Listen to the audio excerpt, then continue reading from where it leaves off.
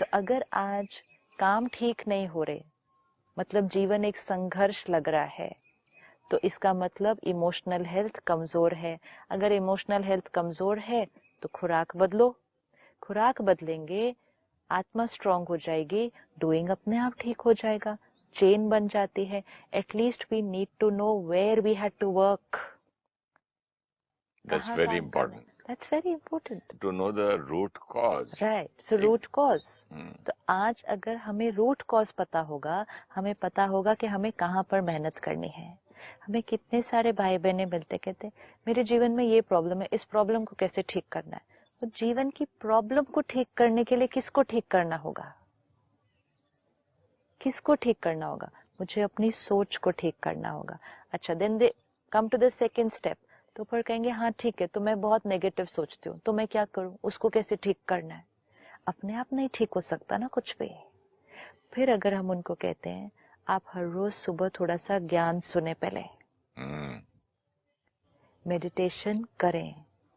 अगर उस क्षण किसी ने कह दिया कि उसके लिए मेरे पास टाइम नहीं है, जस्ट लाइक सेइंग ये दवाई खाने के लिए मेरे पास टाइम नहीं है, डॉक्टर आप मुझे ठीक कर दो। This is important. ये चेन जो है ना, इसीलिए बहुत इम्पोर्टेंट है कि हमारी प्रॉब्लम भी ठीक नहीं हो सकती, हमारी सोच भी नहीं ठीक हो सकती जब तक हम उसको रोज नरिश नहीं करेंगे। ये चेन को हमें राइट ऑर्डर में जाना होगा। अब सेम चीज इतने सारे भाई बहने मिलते हैं जो रोज सेंटर पर आते हैं, रोज सुबह सुबह परमात्मा का ज्ञान लेते हैं। कितने सारे भाई बहने मिलते हैं जो सिर्फ अवेकनिंग टीवी प्रोग्राम रोज टीवी पर बैठकर घर पे देख रहे हैं। वो क्या ले रहे हैं? Information. This is also information, no? If someone is watching this TV program, it's only 25 minutes of information.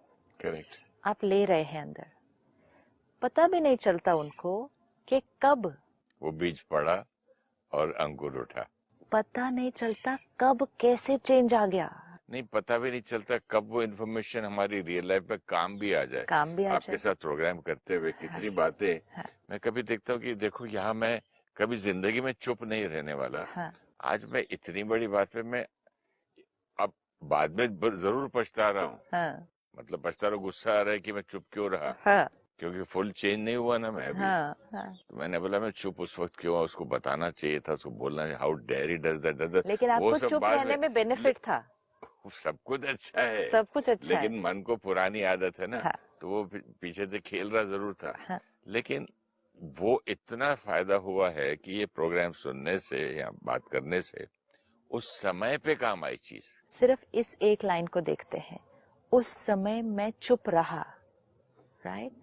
वो चुप रहना आपने उस समय चूज नहीं किया है। नहीं, वो चुप रहना वो डूइंग में आ गया। वो डूइंग में आ गया।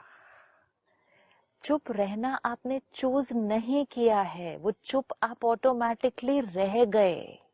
वो जो इंफॉर्मेशन के बाद जो थॉट थी, थॉट के बाद डूइंग ऑटोमेटिकली, और उस डूइंग को अगर मैं करता तो पछताता क्यों? हाँ बिल्कुल। तो मैं बोल रहा हूँ मैंने ऐसा किया क्यों किया? मेरा ईगो, बट वो डूइंग ऑटोमेटिकली हो गया ना।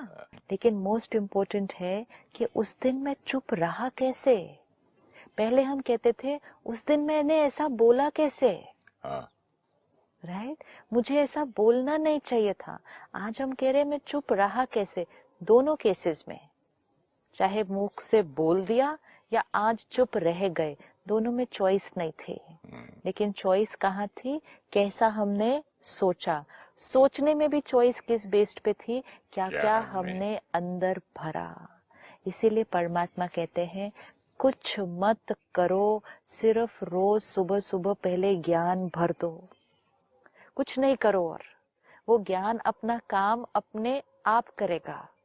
जैसे हम क्या कहते हैं, सुबह सुबह अच्छा नाश्ता खा लो, फिर सारा दिन काम पे निकलो। वो खाना शरीर को सेहत देगा, शरीर के द्वारा हम काम कर लेंगे। तो सुबह सुबह सोल की नरिशमेंट, वो इंफॉर्मेशन से थिंकिंग, थिंकिंग से डूइंग। तो today we need to know where the power lies, where do I have a choice, not on the doing and actually not so much on the thinking also, but more on the information. आज अपने लिए एक मंत्र बनाते हैं, I the soul feed myself with only and only pure information.